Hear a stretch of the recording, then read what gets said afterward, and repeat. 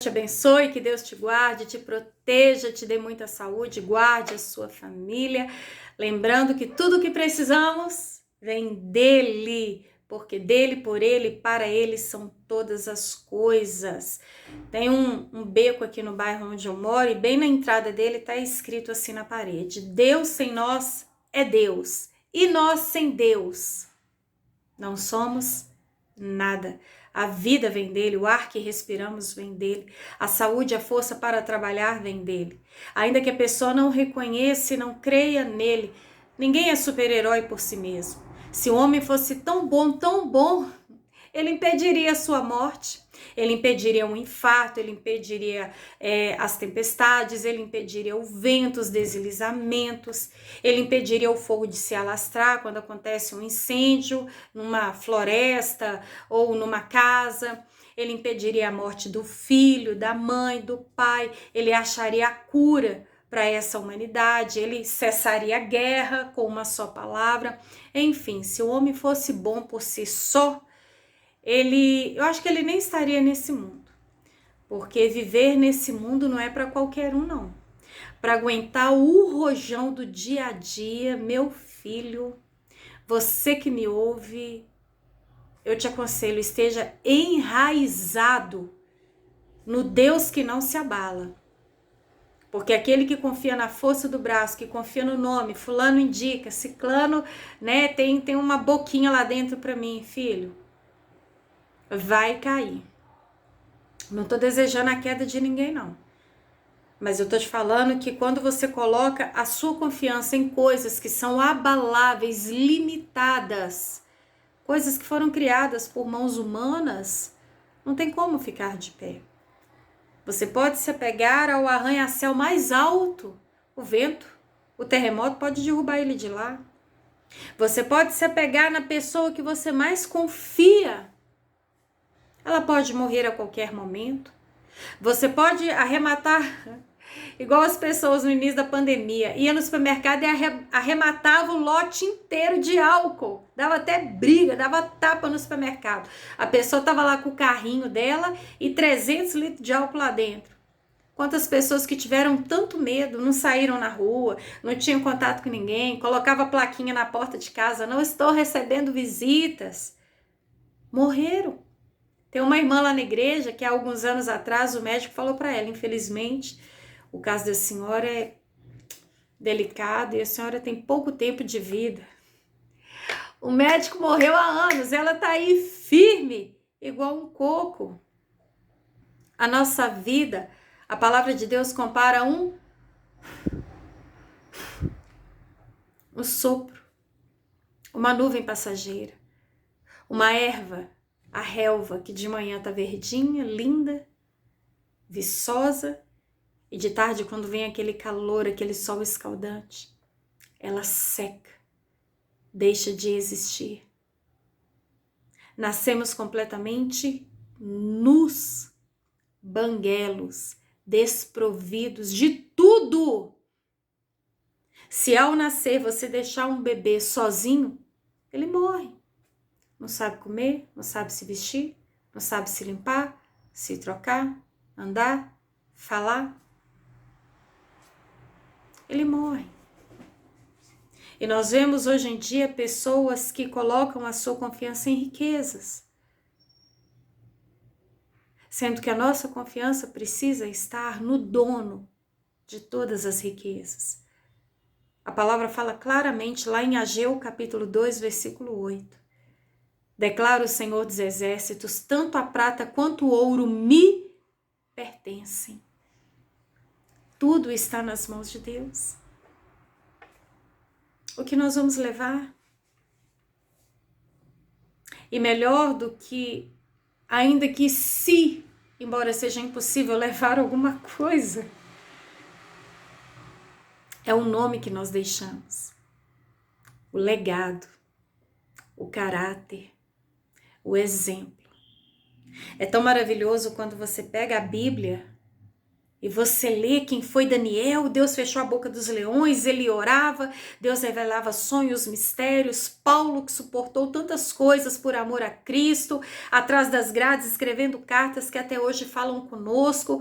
E você vê o que Deus fez na vida de Davi, você vê a fé de Abraão, ele saiu da sua terra, caminhou, marchou, Deus o levou, né, até onde Deus queria colocá-lo, ele foi pai aos 100 anos, e você vê que as muralhas de Jericó caíram, o povo hebreu ali, eles deram a volta ao redor daquelas muralhas, e você vê Elias, a história dele que foi arrebatado na carruagem de fogo, e orou e fogo desceu, e Jesus, na presença dos apóstolos, multiplicou os pães e os peixes, e você lê a respeito de João na ilha de Patmos, recebendo a mensagem de Apocalipse, e você ouve falar dos guerreiros, das guerreiras, dos homens e mulheres de fé, a galeria de fé, que está lá no livro de Hebreus, capítulo 11, uma coisa extraordinária, o mar se abrindo, Pedro andando sobre as águas. Quantas experiências que até hoje a gente ouve, a gente chora, a gente aprende, edifica. Assim como quando a gente ouve falar de pessoas que se foram. Já viu isso? Às vezes você encontra com uma pessoa, você é filho lá do Joãozinho? Você é filho dele? O Joãozinho que morava no bairro tal, tal, tal. Nossa, seu pai era um homem extraordinário. Como faz falta o seu pai? Nossa, seu pai era cara de tirar o chapéu. Até hoje eu sinto falta dele. E aí começa a chorar pela falta que o Joãozinho faz. E aí o marido fala da esposa, mulher igual aquela, eu acho que eu nunca vou encontrar. Íntegra, cuidava bem da casa, era uma ótima mãe, era uma esposa maravilhosa, era alguém que me dava prazer de acordar e vê-la ao meu lado. Filho, não, aquele filho que Deus me deu, que falta ele faz, que menino exemplar, que filha maravilhosa, que saudade que eu tenho. Oh, aquele filho veio direto do coração de Deus para o meu.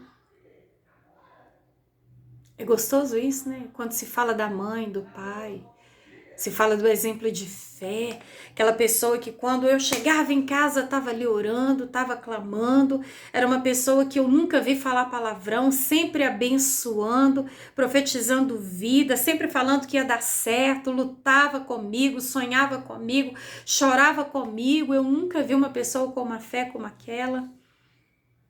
Que legado você vai deixar? Que história as pessoas vão contar a seu respeito? Será que você vai ser daquele que no dia do seu velório as pessoas vão falar, isso aí foi tarde, não valia o angu que comia, não, agora a gente vai ter sossego, paz na terra. Ou então aquela pessoa que não vai ter um amigo, um parente para segurar o caixão. Aquela pessoa que não vai ter alguém ali para até descer a sepultura, ter aquela sensação de pelo menos ainda, né, o corpo ainda tá ali, já não fala, já não ouve, mas ainda não desceu a cova, vai fazer tanta falta. As pessoas vão chorar pela saudade. Ou vai ser aquele tipo de pessoa que não vai fazer falta nenhuma. O que a gente pode deixar é o bom nome, o bom testemunho. É um exemplo como pai, como filho, como mãe, como sogra, como nora. Que você seja essa pessoa que vai deixar bons exemplos, porque o nome vale mais do que tudo. No livro de Provérbios 22, versículo 1, a reputação, a boa reputação, vale mais do que grandes riquezas. Desfrutar de boa estima vale mais que a prata e o ouro. A boa reputação, bom nome, faz toda a diferença. Tem pessoas que quando morrem deixam até nome em escolas, né? Eu estudei na escola que tinha o nome do Cônego Higino de Freitas. Em frente à minha casa tem uma escola que se chama Carlos Góes. Tantas escolas, praças, ruas. Será que você seria aquela pessoa que deixaria saudade, um bom nome até para colocar numa praça? Já pensou? Embora isso não vai fazer diferença na sua vida quando você partir. Mas que você seja essa pessoa que deixe um legado, que deixe um nome que vai fazer diferença. E quando as pessoas falarem no seu nome, vão se lembrar do testemunho de fé que você deixou. Faça a diferença.